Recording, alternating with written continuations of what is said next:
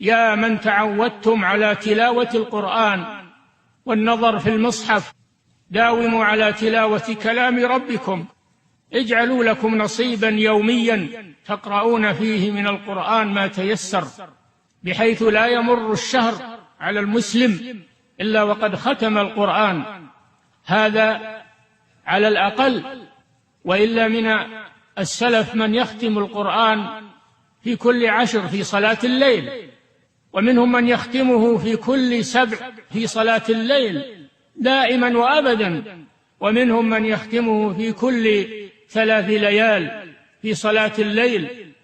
بل منهم من يختمه في ليلة واحدة في صلاة الليل، كعثمان بن عفان رضي الله عنه، كانوا يقومون الليل ولا ينامون منه إلا قليلا، ولكن لسنا مثلهم، لا تعرضن لذكرنا في ذكرهم، ليس الصحيح إذا مشى كالمقعد، ولكن نأخذ نصيبا ولو قليلا من الليل نداوم عليه ونتعود عليه، وفيه الخير الكثير.